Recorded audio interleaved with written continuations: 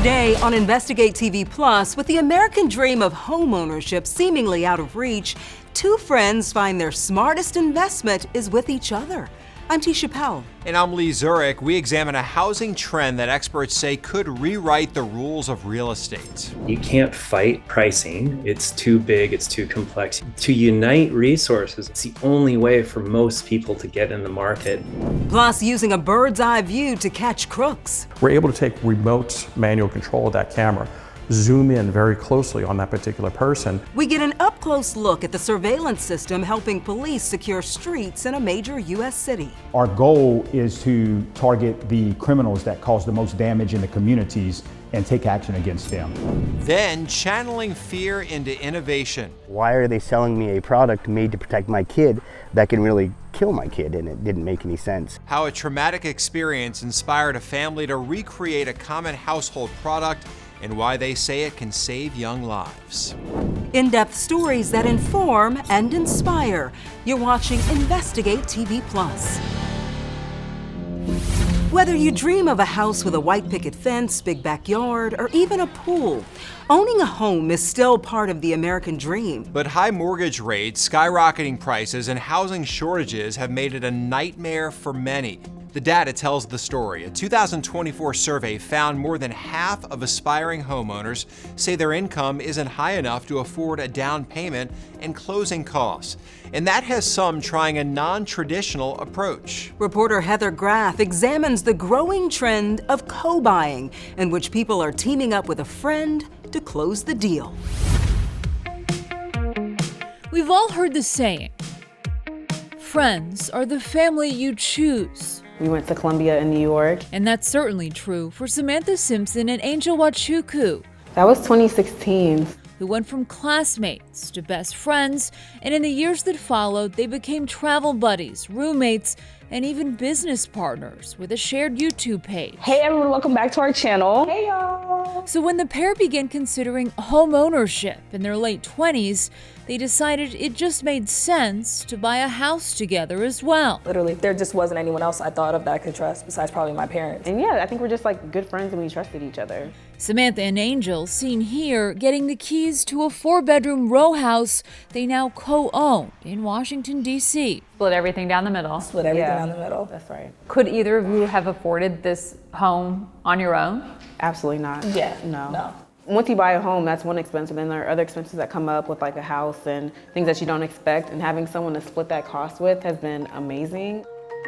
And that decision to co-own is not as rare as you might think. According to Bankrate, 1 in 10 millennial homeowners has purchased a home with a friend.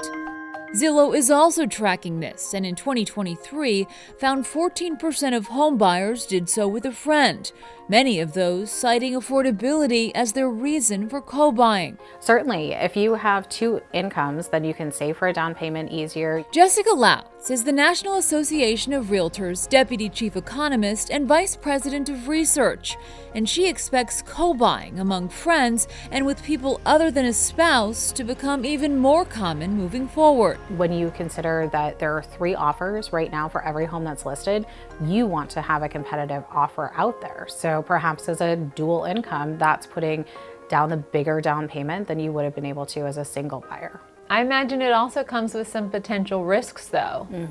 What's the downside? I would definitely say that any realtor that I've talked to about this may be getting an attorney involved so that you can make sure that if you're putting in 50-50 on that home, if you walked away from that relationship, who owns what? For instance, what happens if one of the co-buyers gets married or has to move or even passes away?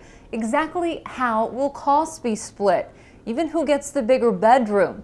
Experts recommend co-buyers set ground rules up front and put everything in writing to prevent conflict later on. We wanted to have equal everything. So there had to be 2 rooms that were the same size, 2 bathrooms, all those kind of things. What makes Angel and Samantha's situation perhaps a bit unique is that they're both lawyers. So when it came to discussing legal implications of their joint purchase, they were fully prepared. I think it made it a lot easier because there were just some things that we just understood. But for other hopeful homeowners who perhaps don't have that expertise, this trend has also led to the creation of companies like NestMit, Co-Buy and Paradigm that aim to guide people through the co-buying process. You know, when people think about co-ownership, it's a great idea, but it sounds scary and complicated. Joe Hoppus is the CEO and co-founder of Paradigm based in Washington State, but says they've worked with co-buyers across the country, answering questions and helping clients draft written agreements or property prenups that they can then take to an attorney for final review. It's maintenance, repairs, insurance claims, you name it, we've covered it. Do you think that co-ownership is the future?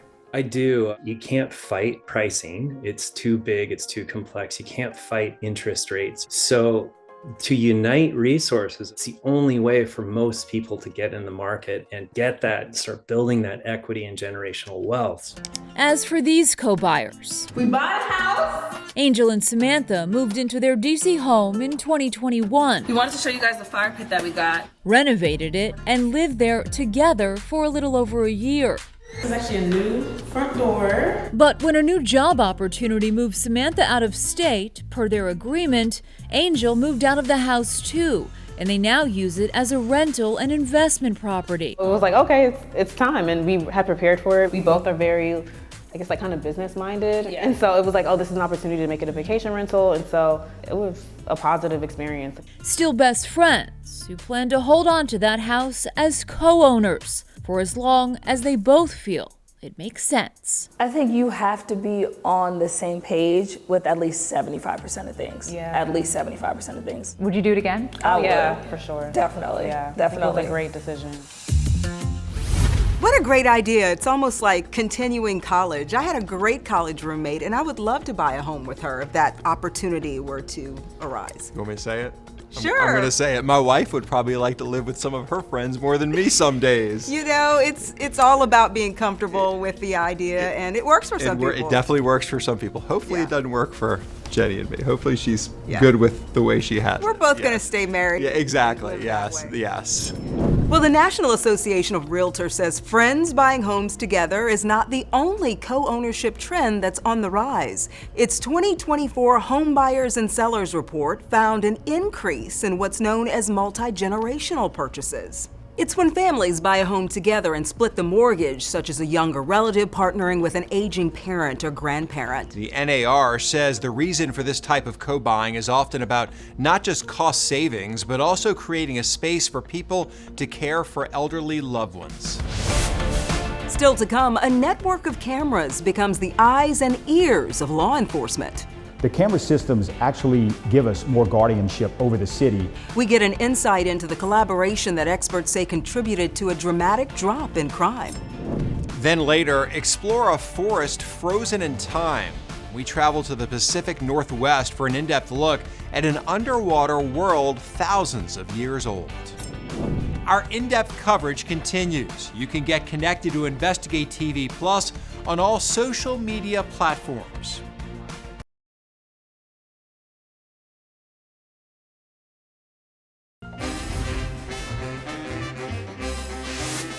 When you hear New Orleans, you probably think of Mardi Gras or Creole cuisine, but the city hasn't always been the safest. Yeah, in 2022, it was known as the murder capital of America when the police department's manpower hit historic lows. And despite the deadly New Year's Day attack in the French Quarter, New Orleans says in the 2 years prior, it implemented solutions that slashed crime rates, including a more than 50% drop in homicides and armed robberies. State leaders credit part of the crime-fighting success to the creation of Troop NOLA, the first Louisiana State Police troop based in New Orleans. They help the NOPD with patrols and investigations. They've also tapped into the city's crime cameras and drones. That, officers say, has resulted in more traffic stops and arrests. Reporter Tan Trung gives us a behind-the-scenes look at the AI-assisted surveillance system. Near the Cabildo in Jackson Square, a group of Louisiana state troopers is monitoring multiple camera feeds. The videos you're seeing are from some of the 150-plus crime cameras positioned throughout the French Quarter by a nonprofit called Project NOLA. Brian Lagarde is the executive director. I was formerly with the New Orleans Police Department, with the District Attorney's Office. Many years ago, I was one of the people sitting in a hot car taking pictures of the gangsters and things of that sort. And I realized there had to be a better way of doing things. That was 15 years ago. Fast forward to now. Project NOLA has more than 5,000 cameras throughout New Orleans. Artificial intelligence can control their movement, and some have the ability to switch to thermal imaging. And when we see something suspicious, or if we see a crime in progress, or when we see a crime in progress, we're able to take remote manual control of that camera, zoom in very closely on that particular person. We can see what's in their hands. We can tell the difference between crystal meth, crack cocaine, marijuana. We can look at their waistband to see if there's a bulge, if we see a little piece of a gun sticking out. Lagarde says over the years, Project NOLA's cameras have assisted in many cases, including spotting the car and suspects involved in the carjacking of Orleans Parish DA Jason Williams. We saw the people who were in it. We've tracked them back to where they lived. And then ultimately, Louisiana State Police moved in. And they were in charge of the investigation for that one. Our goal is to target the criminals that cause the most damage in the communities and take action against them. And Project NOLA gives us the ability to do that. Captain Rodney Hyatt is the head of Troop NOLA, a specialized unit created this year to help a severely understaffed New Orleans Police Department in patrol and response. Since the summer, Troop NOLA has been collaborating with Project NOLA to get that done. Right now, there are 18 members of Troop NOLA. The plan is to bring that number up to 40 in the coming months, but that still would be a relatively small number. Captain Hyatt says the Project NOLA cameras enable them to put more eyes on the street. The camera systems actually give us more guardianship over the city, as it allows us to watch crime throughout the entire city where we cannot obviously not be present at all times. It's this kind of team up and tapping into technology that's been consistently mentioned in the city's dramatic reduction in crime. And at a time when police recruitment remains low, these creative collaborations may have to be part of the path forward.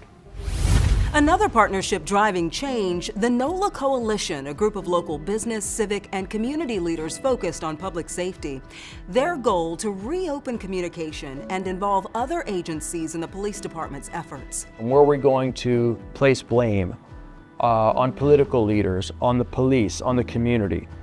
And we decided up front that we were not going to be negative, that we were going to focus on being supportive, and that we were going to be positive. The coalition pushed for initiatives to support the NOPD, including advocating for police pay raises. It's also helped raise millions of dollars for nonprofits, especially those working with kids in the city.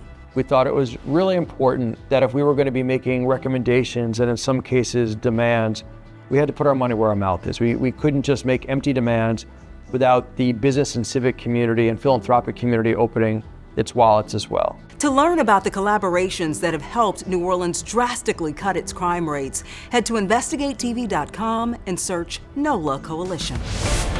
Still ahead, we reach new depths in one of the Cascades' coldest lakes, where ancient trees have transformed to stone. You're thinking, oh my God, this thing has been here for 3,000 years. Just mind-blowing. But first, safety caps meant to protect kids can put them in danger. It was when I turned around, it was in her mouth and she was choking. How a near-death experience with his young daughter inspired a dad to create outlet plugs that prioritize child safety. You can watch Investigate TV Plus anytime, streaming online. Get the app for Roku, Amazon Fire TV, and Apple TV. They're free to download.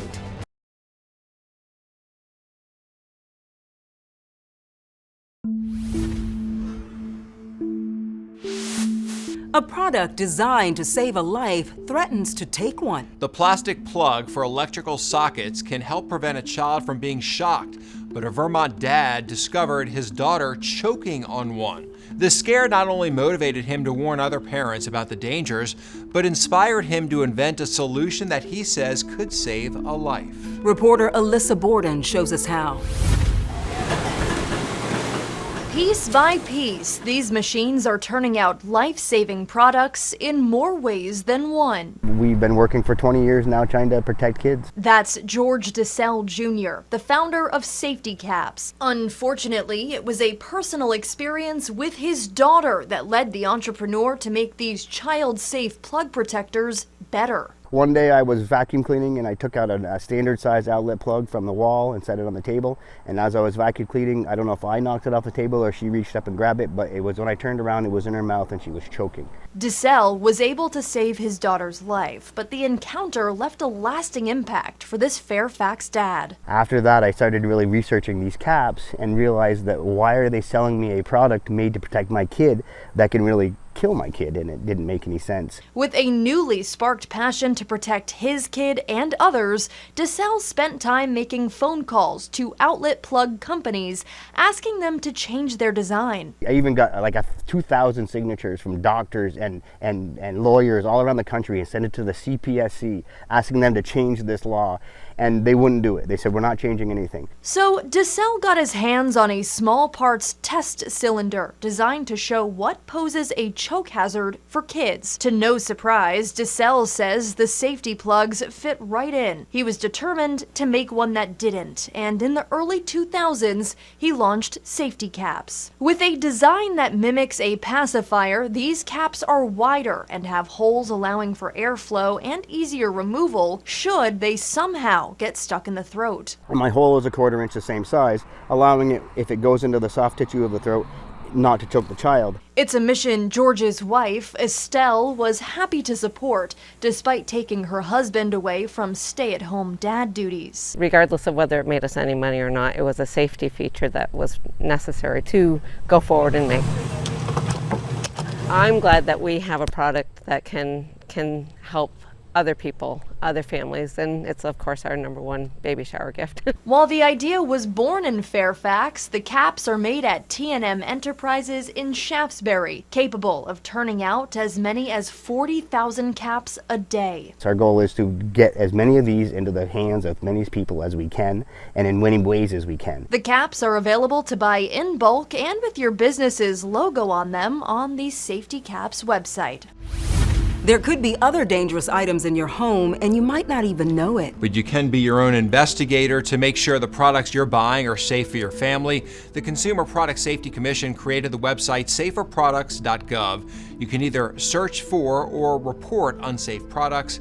The item may not be recalled, but you can see if other people have reported safety issues. You can find more tips and watch our full series on dangerous products for children on InvestigateTV.com. Just use the keyword defective. Up next, a mechanic ditches his day job to pursue a passion. It was instant. I fell in love with it instantly. See sunken secrets of a lake that inspired a diver to change his career. You can watch Investigate TV Plus anytime online. Just subscribe to our YouTube channel at Investigate TV. You can catch stories in full episodes.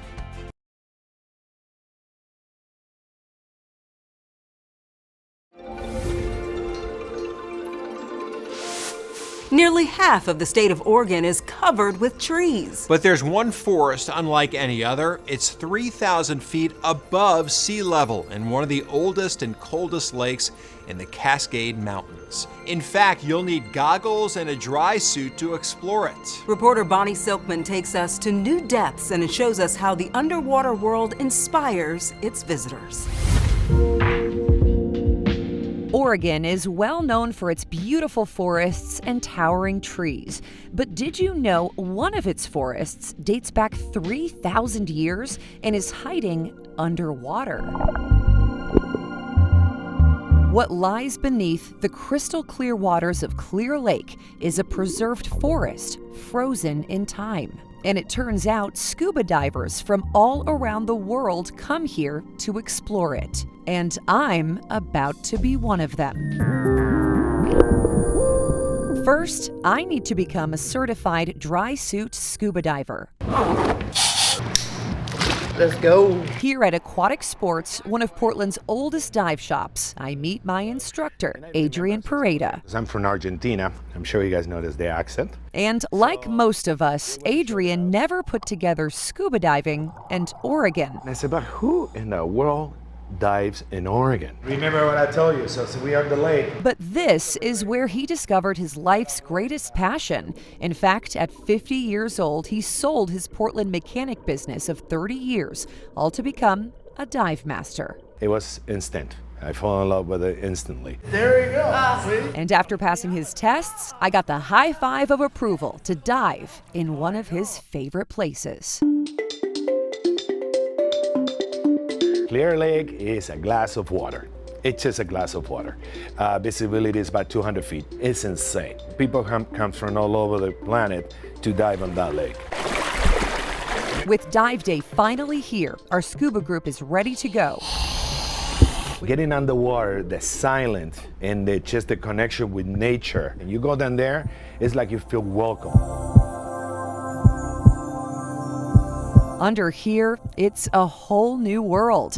It looks like a tropical turquoise dream, but it definitely doesn't feel like one. The temperature is a piercing 43 degrees. Most of the water comes from underground, and it takes years and years and years actually to reach out to the lake. It's super filtered. That's why it's so clear. Soon enough, we approach the sunken forest. These beauties have stood their ground for 3,000 years. Those trees that be under the water collecting sediment, you can touch those much as you want, and it's a solid rock. They were here before the lake was. This underwater world was formed by volcanic activity. The lava flow created a natural dam, which slowly filled with water, leaving many of the original trees still standing underwater, beautifully preserved. You're thinking, oh my God, this thing has been here for 3,000 years. It's just mind-blowing. Even the lake's floor is made entirely of volcanic ash, so thick it looks like white sand. But this isn't a tropical beach or the moon. This world belongs to Oregon. It's just one of the state's natural wonders. It's just amazing, amazing. And that's what I love about it. It makes me feel like home. That's it for us on Investigate TV Plus. I'm Tisha Powell. And I'm Lee Zurich. Thanks for watching.